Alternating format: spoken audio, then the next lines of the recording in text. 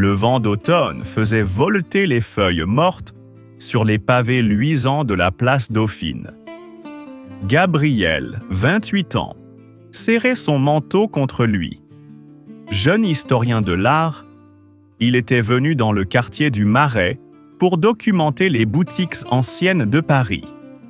Ses pas l'avaient mené devant une échoppe discrète, les parfums d'antan, dont la vitrine poussiéreuse abritait des flacons aux formes délicates. Une clochette tinta doucement lorsqu'il poussa la lourde porte de bois. L'air était saturé d'un mélange envoûtant de senteurs. Vanille, rose, cuir et des notes plus mystérieuses qu'il ne pouvait identifier. « Bonjour » appela-t-il, ses yeux mettant un moment à s'habituer à la pénombre. Une femme apparut derrière le comptoir en acajou patiné par le temps.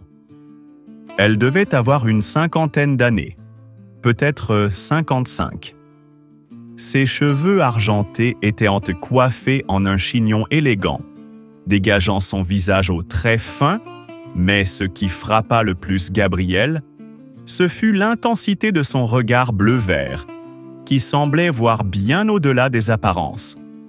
« Je peux vous aider, jeune homme ?» demanda-t-elle d'une voix douce mais ferme. Gabriel se présenta, expliquant sa mission de recensement des commerces historiques pour la mairie de Paris.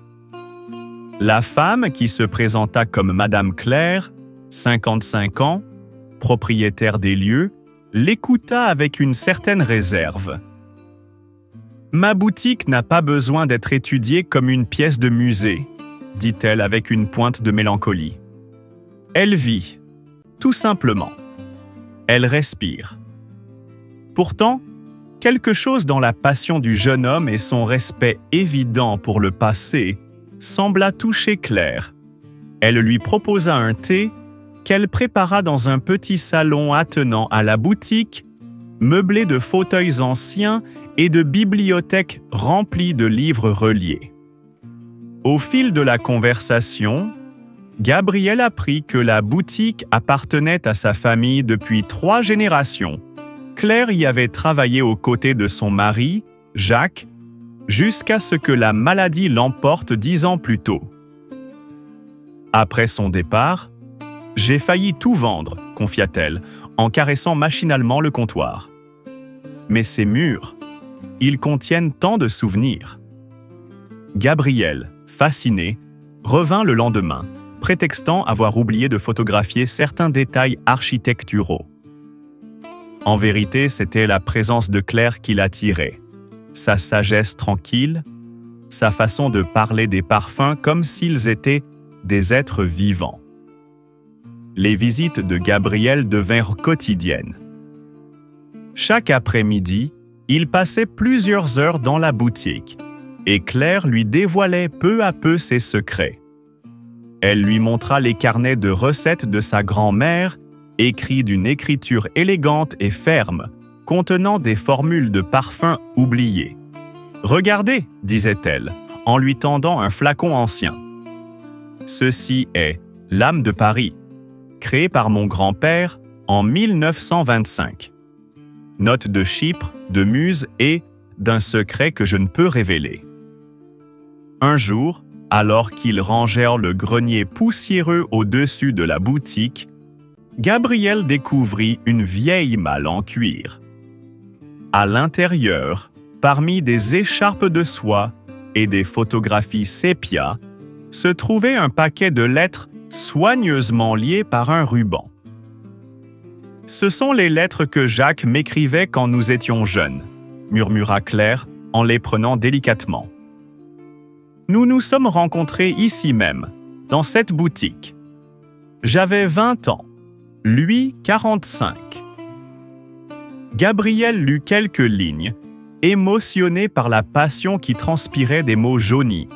« Ma chère Claire, aujourd'hui, en rangeant les flacons de verre, j'ai repensé à tes yeux qui ont la même transparence profonde que les plus beaux cristaux. » Leurs regards se rencontrèrent et Gabriel sentit son cœur s'emballer. Claire baissa les yeux, confuse. Il disait toujours que les âmes sœurs n'ont pas d'âge, poursuivit-elle. Mais le monde n'est pas toujours aussi compréhensif. Les semaines passèrent et leur complicité grandit. Gabriel parlait de ses rêves, de ses doutes sur sa carrière, de sa solitude dans la grande ville. Claire écoutait, offrant des conseils pleins de sagesse, mais sentait naître en elle des sentiments qu'elle croyait à jamais éteints. L'attirance entre eux devenait palpable, bien que non exprimée. Jusqu'à ce soir de novembre où, alors que Gabriel aidait Claire à fermer la boutique, leurs mains se frôlèrent en rangeant des flacons sur une étagère. Au lieu de se séparer, leurs doigts restèrent entrelacés. Abonnez-vous pour plus d'histoires d'amour françaises pleines d'émotions. Claire, murmura Gabriel, son cœur battant la chamade. Gabriel, ce n'est pas raisonnable, répondit-elle en tentant de retirer sa main. J'ai l'âge d'être ta mère. Les gens parleront. Est-ce que l'amour doit toujours être raisonnable ? Demanda-t-il en caressant doucement sa joue. Leur premier baiser eut lieu là, parmi les senteurs envoûtantes de vanille et de roses anciennes, tandis que la pluie commençait à tambouriner sur les vitrines. C'était un baiser hésitant, tendre, rempli de toute la peur et l'espoir qu'ils partageaient. Quand ils se séparèrent, Claire avait les larmes aux yeux. « Je ne sais pas si je suis prête pour cela, Gabriel. »« Jacques, je ne cherche pas à le remplacer, Claire. Personne ne pourrait. Mais permettez-moi de vous offrir un nouveau bonheur. » Leurs rendez-vous devinrent secrets, volés entre les heures d'ouverture de la boutique. Des promenades main dans la main le long de la Seine, des dîners aux chandelles dans le petit appartement de Claire. Des matinées à inventer de nouveaux parfums ensemble. Le bonheur fut de courte durée. La fille de Claire, Léa, 32 ans, les surprit un soir en train de rire ensemble dans la cuisine de la boutique. La confrontation fut violente. « Tu remplaces papa avec un gamin ?» cria-t-elle, le visage déformé par la colère. « À ton âge, c'est indécent. » Claire, déchirée entre son amour naissant et sa relation avec sa fille, demanda à Gabriel de ne plus venir. Il respecta sa décision, le cœur brisé, mais continua chaque jour à passer devant la boutique, espérant apercevoir son visage. Les semaines passèrent. La boutique semblait avoir perdu son âme, tout comme Claire. Les parfums ne sentèrent plus aussi bons, les couleurs étaient moins vives. Léa, voyant le chagrin de sa mère, commença à douter de la justesse de sa réaction.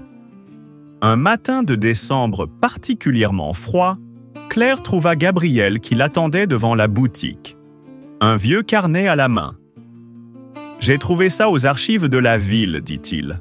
Regardez. » C'était le journal de Jacques. À la date du 15 juin, il avait écrit « Aujourd'hui, j'ai rencontré Claire. Elle a 20 ans, moi 45.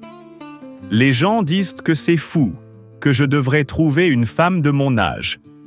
Mais quand nos regards se sont croisés aujourd'hui parmi les flacons de parfum, j'ai su que c'était l'amour de ma vie. L'âge n'est qu'un nombre quand les âmes se reconnaissent. » Claire lut ces mots, les larmes coulant librement sur ses joues. Son mari, son grand amour, avait vécu la même situation qu'elle traversait aujourd'hui. À cet instant, Léa arriva. Voyant sa mère en larmes, elle s'approcha et lut à son tour le passage du journal. La révélation la frappa de plein fouet. « Pardon, maman, » murmura-t-elle. « J'ai eu peur que tu oublies papa. »« On n'oublie pas l'amour, ma chérie, » répondit Claire en serrant sa fille dans ses bras. « On apprend à revivre. » Noël approchait. Gabriel et Claire créèrent ensemble un nouveau parfum. La Renaissance. Un mélange harmonieux de notes anciennes et de senteurs nouvelles, tout comme leur amour.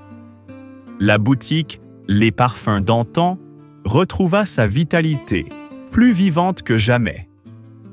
Un soir, alors qu'ils fermaient la boutique ensemble, Claire prit la main de Gabriel. « Tu avais raison, dit-elle doucement. L'amour n'est pas une question d'âge, mais de deux cœurs qui se reconnaissent. Jacques me l'avait appris, et tu me le rappelles. » Ils sortirent dans la rue enneigée, main dans la main, indifférents au regard des passants, unis par un amour plus fort que les préjugés. Un an plus tard, la boutique exposait une nouvelle création. Duo d'âme, né de l'amour improbable entre deux générations. Gabriel avait finalement trouvé sa voie en devenant maître parfumeur aux côtés de Claire, prouvant chaque jour que l'amour, comme le parfum, n'a pas d'âge. Il ne s'évapore jamais vraiment, mais se transforme, persiste et embaume toute une vie de son essence précieuse.